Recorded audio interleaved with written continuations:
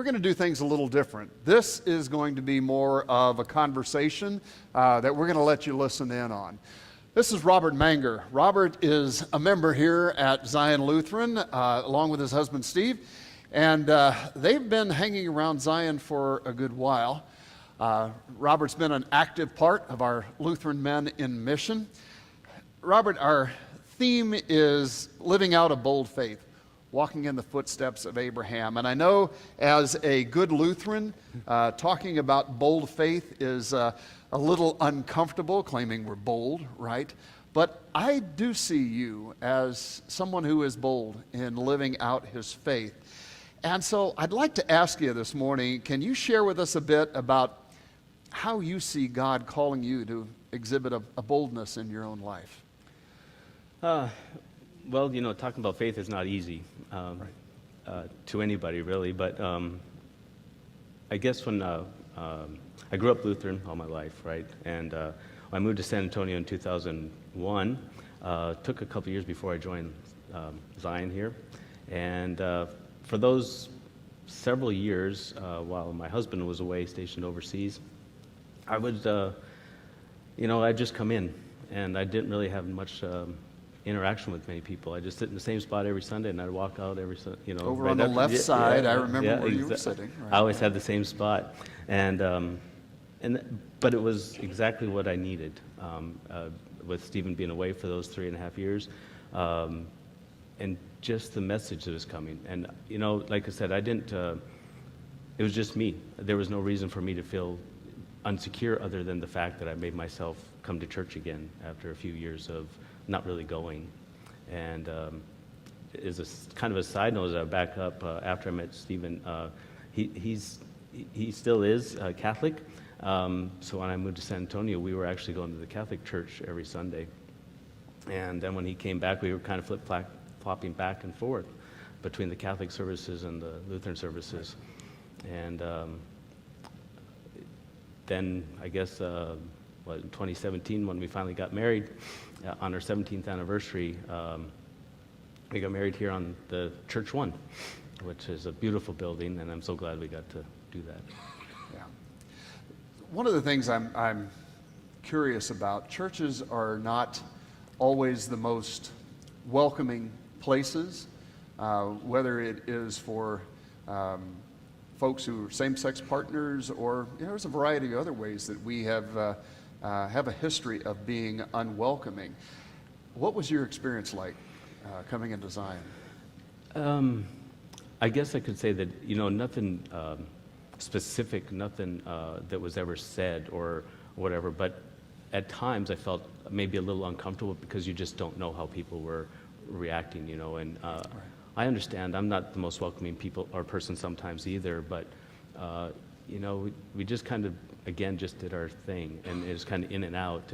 But you sometimes you would get a sense of people that you would sit around that they wouldn't quite engage with you, or they wouldn't make eye contact with you. It was very limited in some respects. Right. But again, maybe they're just quiet people. I don't know. But then, if I might share one example of when I kept getting invited to the Lutheran Men in Mission to go out and have burgers and beers and stuff, and I was very hesitant to go. And Stephen had, again, had to go to Alabama for a few months. And so I finally took it upon myself. I thought, I'm going to go and see what it's like. Right. And it was okay. Again, it was just me, and nobody knew that Stephen was with me. So, right. I can kind of blend in a little bit. Yeah. But I also sensed then when Stephen came back, he started joining me there. And it was a little different to walk into that space and wondering what it might be like. And again, I don't know if people knew who he was or how we were connected, right? He could just be my buddy that we just show up all the time. Right. But eventually, I think after people got to know us and see this, I think it changed a lot. And one example would be the day of our wedding here on that Saturday, the 9th of September. You guys were having a cleanup, grounds cleanup, and there's a member here. He's also a member of the Men in Mission. And I don't even know how he found out we were getting married that day, but he walked over and we were taking pictures in the prayer garden area, and he just said, "I want to wish you the best."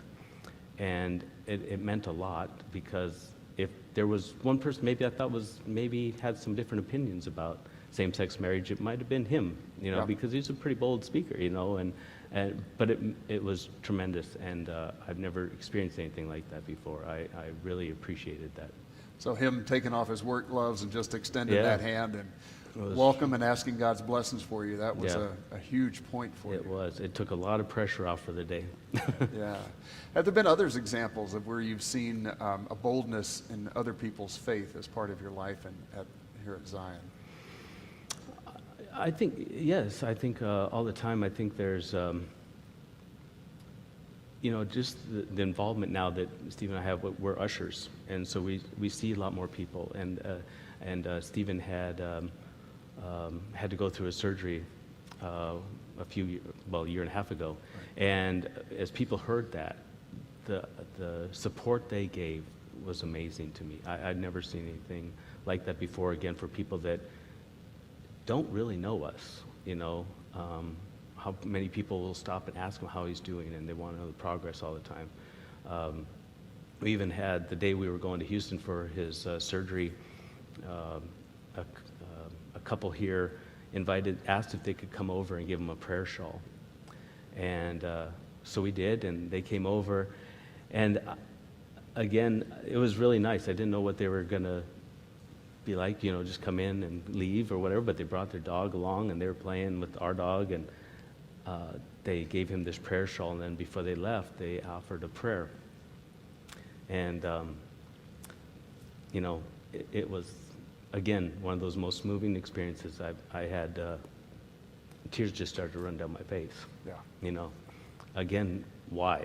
I don't understand why they'd be so kind to us.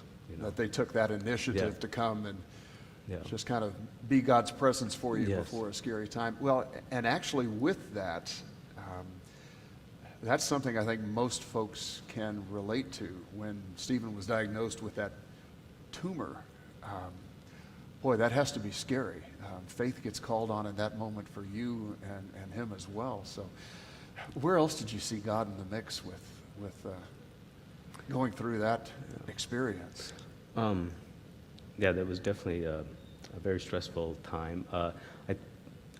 There was a couple things, I guess, that I had doubts. Well, not necessarily doubts about the surgery. I knew that it was going to be very successful. I mean, I had faith in the doctor and everything.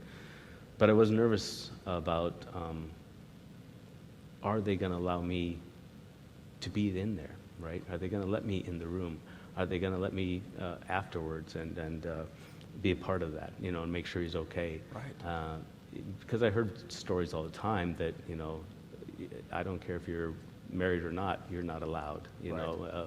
So many people had some bad thoughts about that. But MD Anderson, of course, is a great place. Yeah, I never felt that once I got there. They talked to me. They shared all the progress with me. I was there with my in-laws, which was I'm so glad they were there. It helped a lot. And we even had neighbors that drove all the way to Houston just to sit with me during this surgery. Once they found out he was out of surgery and doing fine, they left. Amazing. I mean, and they're not like my best friend. I mean, they were just neighbors, and it's pretty cool stuff. There's something we call a ministry of presence. And so with your neighbors making that effort, it wasn't about them having all the perfect words for you to make everything just, magical as you were waiting for surgery. It was the idea that they would step out and make that kind of an effort just to come and be there with you during that tough time. To have them do that sounds like a powerful. It was extremely helpful to me. Again, I was there with my in-laws, so that was fine. But again, it's a different connection, a different support. I mean, it's kind of almost like you expected family members to be there, but when friends or neighbors just come for you, that's awesome. That's awesome, right? Part of what I'm hearing in the early bits of this conversation is this was a big moment for you back on the day of your wedding when that man from here at Zion took that time to come and welcome you. And I know we have this whole thing about extroverts and introverts, and some of us tend to be more extroverts than others, and that comes a little more natural too. But I think there's something important in that story for all of us to hear. That simple gesture in a moment was something that was bonding for you with this congregation. And I believe from previous conversations we had actually was deepening in your faith. I do think there's a lesson in that for all of us, because I would venture to say most of us sitting in the pew have that sense of there's something different about me. And if people really knew me, would they accept me? Yeah. Now, we'll never say that out loud, but the importance of that kind of hospitality, I think, especially for someone who might be an introvert, to step out and just say, hey, how you doing? Yeah. How are things going? Oh, congratulations about this. Yeah. It can be a bonding event for somebody in the life of the church and the congregation, or even within a men's organization, which is something else I did want to ask you about too. Since you've become active, what all kind of things have you been doing with LMM here at Zion? Helping with church barbecues, taking it to the streets or under the bridge, feeding the homeless or the hungry, under there, where we take our nice big smoker down to there and cook, 200 chickens for them and sausage and stuff, so that's been awesome. Went up to Camp Chrysalis, Steve and I, again, that was, I was a little hesitant, to be honest, again, because here we're going with a group of men. Let's go get power tools and here we go. Which I love. I mean, I do. I love construction and I like that sort of thing. But I wasn't sure what the interaction is going to be like, because I'm bringing my spouse, they didn't bring theirs. Right. And how is that going to be? And it was nothing like that. It was a very moving experience. We even had a church service that Sunday before we came home. That was amazing. What other things? I guess just the breakfasts we'd done here, our planning group, and of course the burgers and beers is one of my favorites. Yeah, that's a lot of fun every time. Which, by the way, we don't just eat burgers and drink beer. There's also devotion. There's also talking about what we might accomplish next. We don't want to give the wrong impression with that. I might put you on the spot just a little bit here and ask, again, with this concept of feeling welcome within a congregation. I know, admittedly, we're still the whitest denomination in the whole church. And there are other ways that our Lutheran congregations can be a bit unwelcoming. For a person who is feeling a bit hesitant about coming into a Lutheran congregation, what kind of advice would you give them? And what kind of advice would you give our regular old everyday Lutherans for helping to make sure people do feel welcome? I think gestures like the gentleman that came and shook my hand is huge. We had a few months back, maybe a year ago almost, it seems like, we were getting ready to leave Sunday service, and there's a lady that brought over another lady and wanted to introduce her to us. And this lady had belonged to another church, and when that church had found out that her son, her 20-something-year-old son, was gay, life was no longer very good at that church. Right. And she wanted to know what it was like here. And we talked to her for about 25 minutes, and she said she really missed the fact that her family was now going to church together and that her son had no place to go. And I shared the same story of our wedding. I shared the story of the men's group, how welcoming people are, the prayer shawl. All those things really says what Zion is, I think. And I myself, too, have to be more welcoming. Again, I'm kind of a quiet person. If somebody comes up to me or introduces somebody to me, I'm fine with that. But I don't normally go up to people I don't know and introduce myself. But it's huge to feel welcomed. And I think like you were sharing a few weeks ago in your children's chat, I think we all need to remember, because you sang, or got us all to sing, Jesus loves me, right?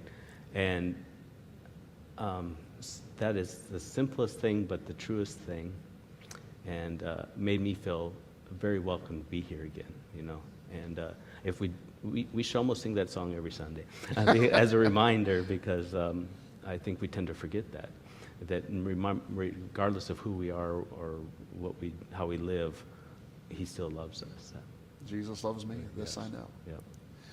Well, Robert, I really appreciate not only your being a member here at Zion and your activity with LMM, but your boldness and daring to step out here and share a chair with me and share this conversation today. Appreciate it, and I think we can learn some things from this conversation together. So thank you.